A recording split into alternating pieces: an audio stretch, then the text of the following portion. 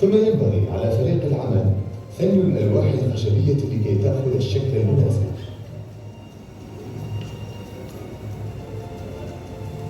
جميع الألواح ينبغي أن تكون بنفس الأطوال لكي يتم تشبيكها بالحبال بإتقان. إذا لم تكن الألواح مشبكة بإحكام يحدث تسرب في السفينة، أما إذا كان الشد قويا فينقطع الحبل.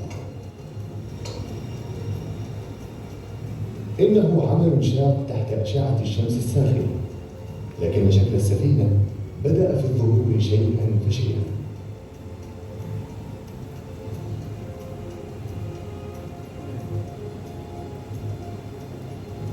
لقد حظي مشروع جوهرة مسقط باهتمام عالمي واسع، فهو مشروع مشترك بين سلطنة عمان وسنغافورة، وقد قام فخامة الرئيس السنغافوري S.R. ناثان بزيارة ساحة البناء في مارس 2009 للميلاد.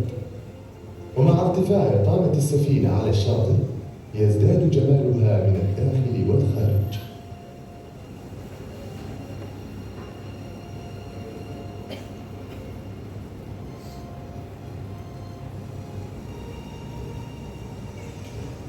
وبحلول شهر أكتوبر كانت جوهرة مسقط جاهزة للانتقال إلى الشاطئ تمهيداً للحظة الانطلاق. لقد تم استخدام 127,000 غرزة خياطة وحوالي 130 كيلومتر من الحبال في بناء السفينة.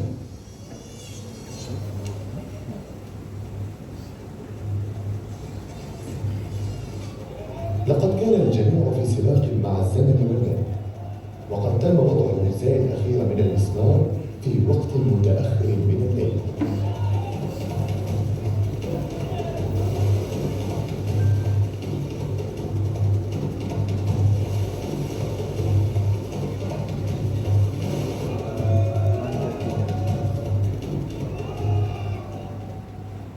وفي الصباح سوف يتولى القبطان صالح الجابري قيادة الجوهرة لأول مرة.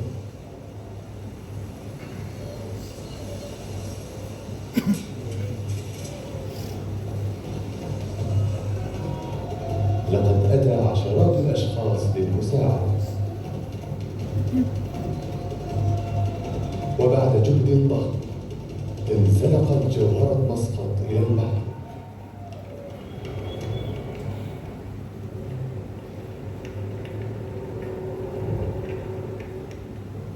فبراير 2010 للميلاد، ميناء السلطان قابوس.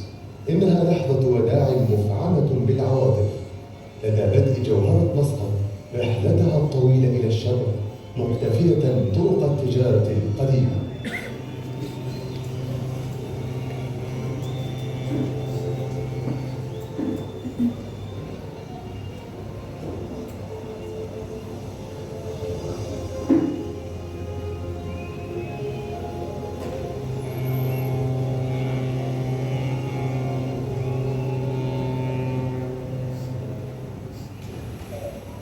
ليس للجوهرة أي محركات سوى أشرعتها الثقيلة.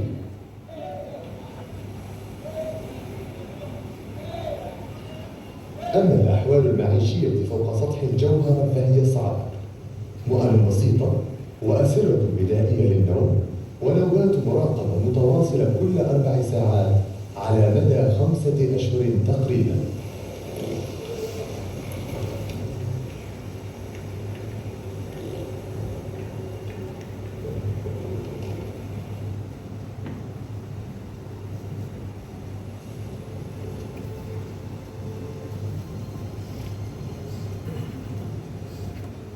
وصلت الجوهرة بعد شهر من انطلاقها إلى ميناء كوتشين جنوب الهند دون أي مشاكل،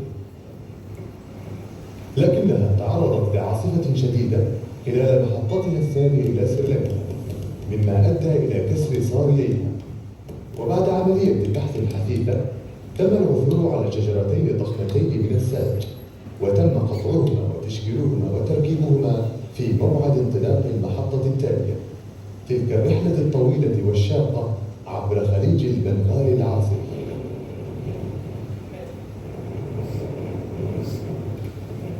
وعلى الرغم من الرياح الموسمية العاتية تسجل الجوهرة سرعات قياسية، إذ أنه من الصعب على الطاقم توجيه السفينة وسط أمواج متراكمة. انكسر الصار السفلي خلال أحد الزوابع،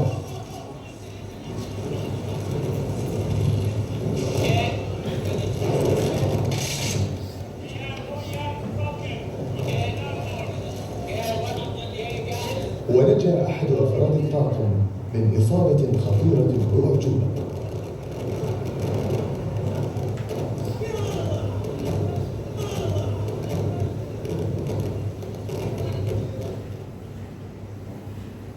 لكن القبطان صالح استطاع قيادة السفينة والوصول بها إلى ماليزيا بسلامة الله. بعد ذلك يواجه أفراد طاقم السفينة خطراً جديداً.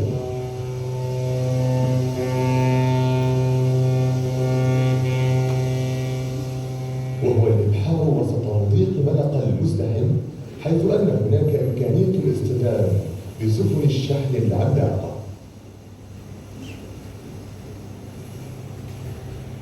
لكن يقظة أفراد الطاقم أتت ثمارها، ودخلت الجوهرة سنغافورة دخول الفاتحين في 3 من يوليو.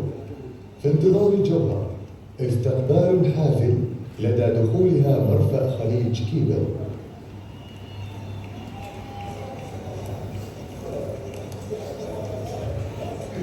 فخامة الرئيس السنغافوري S.R. ناثان يتسلم الجوهرة كهدية من سلطنة عمان بالنيابة عن الشعب السنغافوري، وستكون الجوهرة القطعة الرئيسية في المتحف البحري التجريبي الجديد، وستظل علامة خالدة للصداقة بين البلدين والعلاقات الإيجابية التي تربط دول المحيط الهندي. وستظل جوهرة مسقط رمزاً بارزاً لعظمة التاريخ البحري العماني، وتجسيداً آخر لرؤية حضرة صاحب الجلالة السلطان قابوس بن سعيد المعظم في جعل سلطنة عمان بلداً صديقاً لكافة الدول والشعوب.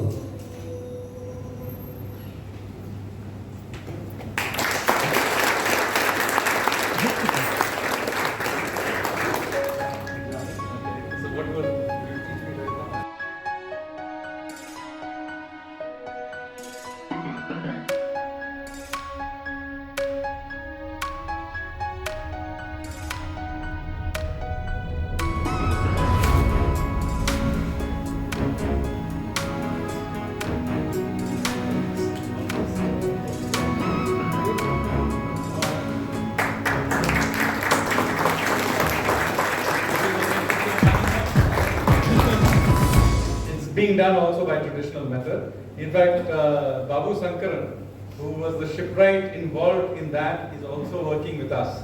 He's from Bepur, so he's Indian, and he was involved in the Oman project as well. So many of the techniques are similar. In fact, even in ancient times, remember Oman does not have timber, it's a dry place. So even in ancient times, a lot of the ships of the Arabs used to be built on our side and shipped over. So there is always been a similarity in the shipbuilding on both sides, but the difference is not so much in that. The difference is that the ship that I am building is from the 4th, 5th century, and the ship that you saw is from the 9th, 10th century. So in some ways our design will be a little more archaic. It will be stubbier design. The Jewel of Muscat was sort of thinner, going out like that. Ours will be more bowl-like, which makes it more stable, but again slow. But from at least the depictions and the one we use, particularly in the case of the Ajanta painting, it appears they had a more bottom-heavy design than is the case 500 years later. So we have gone with that. We'll see how it goes. So there will be some difference in design because of the time period. My second question was the navigation. When you all are going to sail, are you all going to use any modern techniques? So this is some matter of debate still. Obviously we have some examples from them. We did dig up, by the way, a Kachi manual, which is from the 14th century. and it was translated. Prime Minister Modi, when he was Chief Minister, had got it translated. The problem is, at least I could not make head or tail of it. I handed it to the Navy. They're still trying to work out how to use whatever they were doing. It's more like a logbook, but it's very difficult to interpret what they're actually doing. So it's possible we may use some of these older techniques, but of course, for emergency purposes, we will carry GPS and other things. Yes. Thank you. Yeah, you can. Captain Saleh will answer that as well. I mean, even Jewel of Muscat, we took like an emergency situation, like a GPS, and then the route of sailing in the same time. But although we use the sextant and command, and I'm sure that all officers, Navy officers, they use exactly similarity. Thank you. I'm Manish Chandni. You partly answered my questions. One is that we have capitulums being constructed in Kerala even now. Similar technology of stitching. Kettu is to tie. One of them is the hook, thumb. And I wanted to ask you two things. One is you mentioned about Bepur, because Bepur also has a long sailing history and shipbuilding history as well. Is it being melded along with the same process we are doing right now? The what, sorry? Is the Bepur technique, the technique they're using Bepur, are you using some of those techniques to build? Yes, the stitching is done in that technique only. The same, okay. Yeah, because remember, as I told you, Baba Sankaran is from Bepur. And the stitching technique is, there are many small communities that remember it, but nobody has built anything large. Bepur, we found, had the best memory that exists. So we have gone with them. Obviously, the design they use is now different. So and they don't build anything large anymore, even in Bepur. Anyway, they had the best retained memory of doing it. So yes, we are using people from Bepur. Yes. Because in Bepur, they build large ships, wooden dhows, which resemble some of the Arab vessels as well, which were at some points even exported to South Asia. Those techniques, but they all use nails and bolts and stuff, and even joinery of wood. Are you using those kind of techniques as well? No nails are No, used. the joinery. The joinery, yes, the joinery is being used, but not the nails. We are purely stitching. So how different are they from the shipping, shipbuilding that the Cholas used to do? Or even the ships from... So the ship that Jewel of Muscat is closer to what the Cholas would have used, because that is from the same period. Remember, these people are sailing back and forth all the time. So the techniques are similar. They're in some ways the same. From a maritime perspective, they're the same people because they're inhabited. So the Cholas would have been familiar with the Jewel of Muscat kind of ships. In fact, the Cholas used to trade both with the Middle East and with China. And one of the reasons they did that famous raid in 1025 on Srivijaya is to keep the shipping lanes open. So consequently, they would have been familiar with the betalling, the shipwreck that you saw.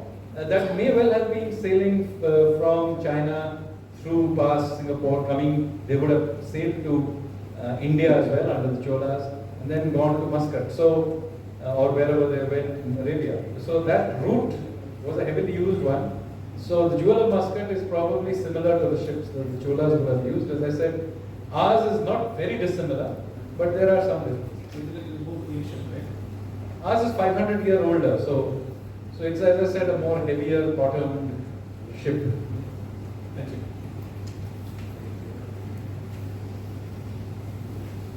Is the crew in place? Yes. Is the crew which will say If you can get somebody a mic.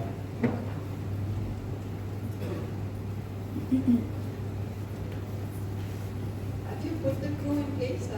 The crew which will sail the...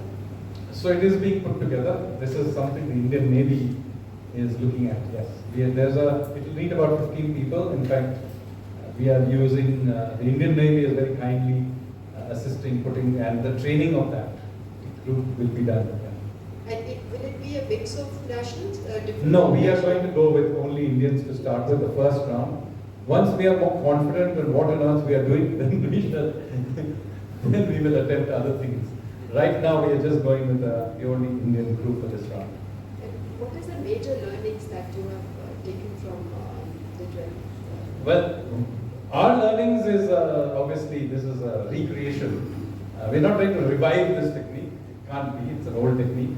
But it is it's an idea of getting a sense of our pride in our maritime history. I said right at the beginning, we have not really given our maritime history enough attention. And this is one way of reviving that memory. But along the way, we have learned other things, which may not be technological, but interesting things. For example, there was a tradition all along the coast, but also in Goa, right here in Goa, of worshipping a goddess called Mandvi. Now, not much worshipped. But as a part of the research of this, we did find a very small shrine which is still there in the forests. And before we started the construction, we actually went to this small shrine up in the forest of Now Devi and conducted a small ceremony. So, you know, there are things that we have discovered along the way as well. But I think the more interesting would be to ask Captain Saleh, what were your learnings from this voyage? And the Thanks, challenges, Leila. or what were the challenges? What were the findings and big challenges? What did you expect when you found out later? I think the challenge is it's living in war. People have to be really passionate, and this is again, as I said always, this is rekindle Indian maritime heritage, and people look at this project and bring all these things back. Again, this is something people never done it in 21st century at the moment, except some of these countries close by. And this is something will be standing and credible for new generations. My question is, in these modern times, by using wood and other old school material, does this in turn become like a stealth ship if operated? I very much doubt that. It's a slow moving thing that is moving at three knots or something like that. I don't think it's very stealthy at all, with a large sail. Will you be having ladies in the crew? Maybe eventually, but right now, as you may have seen from it, it is a difficult environment. You're sharing all kinds of things, I think. For the first round, we will not try to experiment too much till we figure out how it works. Okay. Remember, there are many elements of the ship which are really not understood. There's a trailing oar, it doesn't have a proper rudder. There is the hull of the ship is slightly flexible. The center of gravity is different. There are square sails. Already there are many things that the Jewel of Muscat found different from what they thought at the beginning. And remember, our design is also somewhat different, but with these kinds of ships, you have to understand that they're bespoke ships, one of a kind. So every ship has a slight quirk. Yeah, so, we will not experiment too much in the first round. Thank you. And the second question is to Captain. So you had many nationalities on the boat. Then in times of real stress, how did you manage to keep the team together since they were from different countries? And what did you speak to each other in? Exactly. The good thing is everybody speaks English, so this is the most important. And I think the vision of Oman government took this different nationality. It's really exchange the cultures and respect the culture as well. So we work standing together as a teamwork as well. So was fantastic. We had a bit of problem, of course, of the pressures of the longest distance. People not get used to it. The food not get used to it. But later on, as I said earlier, the whole crew is all Omani, which has been trained quite a long time, and 90% of them they are from the Navy. So they sail training ship Shabab Oman and some yachts as well, so they get used to it, the pressure and long distance in the water. The food can live with. We have some dates, which is good. There's more vitamins every day, every morning. But the helps was the language, actually, and make life very easy to everyone. Thank you. Thank you. Thank you very much. for those fascinating talks. My question is to Mr. Sanyal. I remember many years ago there was this Ra-1 and Ra-2 and Tigris projects, which basically were papyrus reed stitched together boats, and they successfully undertook those journeys both in Southeast Asia and I think across the Atlantic. Are there any parallels between that project and your projects? No, there was a project of reed ships being built. In fact, Oman attempted one at some point as well. And those reed ships sank. So I have done some research in this. There is a school of historians who think that Harappan ships, the very early Bronze Age ships, were reed ships crossing. I personally think that that is not the case. Reed ships, if they were used at all, were used on the river, and people tend to confuse, oh, there's some boat-like thing.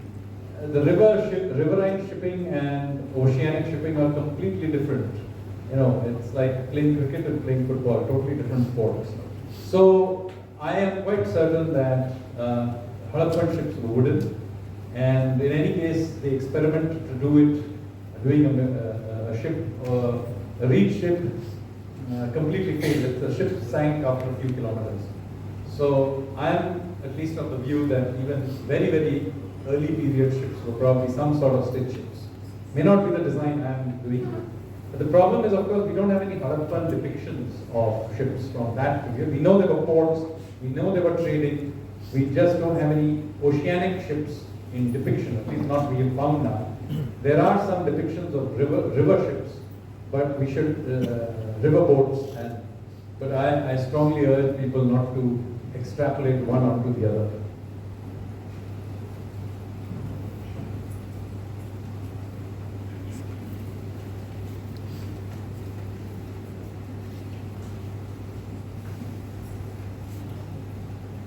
Thank you both. It was really, really wonderful listening to both of you. I have a question for Mr. Sanyal. In the spirit of recreation, that the way you're building the boat, a stitch ship, are there any other recreations that you're going to be doing in terms of, say, how you carry material? I mean, we saw Jewel of Oman, tons and tons of jerry cans. How was water carried earlier for? So we know that because we have pots that Ajanta painting has pots in it. We know they had amphora. There's lots of amphora have been found in all sites along the Indian coast. The Roman amphora in many cases, so we know the Mediterranean design was popular, but there were other designs that were also there. So we actually know what the pottery looked like. That we actually do. But we will cheat and use jerry cans. It's going to be difficult enough. We are also not going to use naked flames because remember they didn't have electricity. But do remember that a 5th century ship would have been also before the use of glass, which means that they did not have the hurricane lantern, which some people said, why not use hurricane lantern with kerosene? Because, well, that's just as ahistorical as electricity. Because they neither used kerosene, and in any case glass did not exist. What they did use was open flames and perforated terracotta, which is at night. Now the problem with that is obviously it's dangerous, and while we can train people in using, in learning to sail, the fact of the matter is that we are just not used to using naked flames in our daily life. Unlike the sailors in ancient times, they use daily life, they use a flame. So we are just not naturally comfortable with it that they may have been. And anyway, it's a wooden ship and dangerous. So we will have no choice. So we will use some sort of electricity battery type thing for light at night. There's another reason why we need to use it, is because unlike the ancients, we do not have the danger of having a large oil tanker or something smashing into us. So we will need to have at night lights blinking on the top of our sails so that people can see us. So anyway, since we're going to break the rules on this. Creature comforts. On this electricity issue, there are safety. We are not going to attempt to do something So creature comforts is not the issue. That we No will compromise. no compromise, but on safety we will compromise because I think electricity is possibly. I think you use electricity as well, right? Yes, for the safety, especially for the navigation lights and all these things.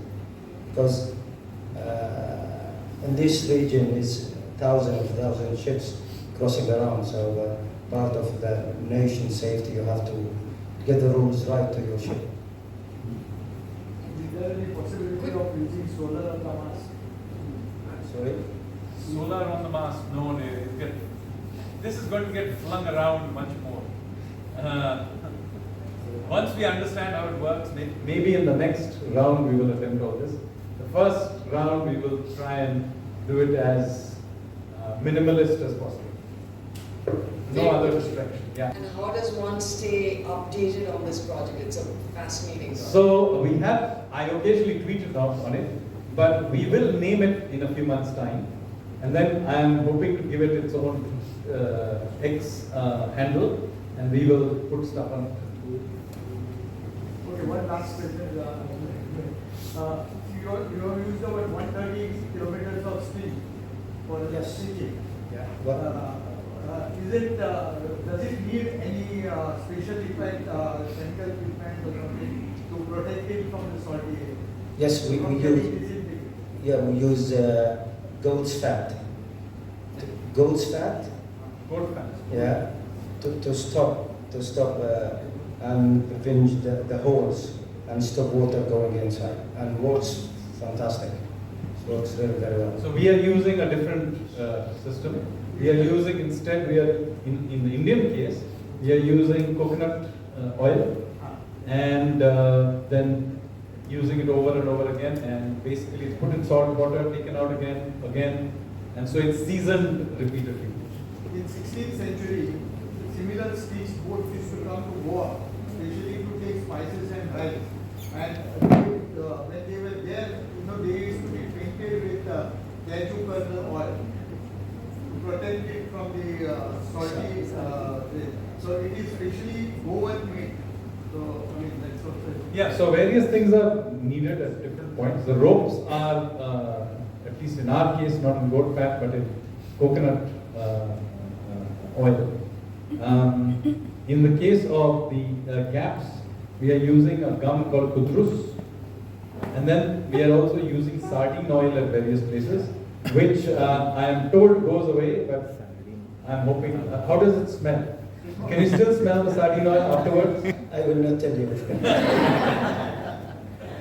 We use shark oil, which is, you can smell it after 1 week time. Very bad. But really, it's a fact. It's make long life more, and it will carry it out from the sun and from the salt. It's been used even our forefathers in wooden boat there in Oman, and I'm sure in this region as well. It's great, but smell it's very bad.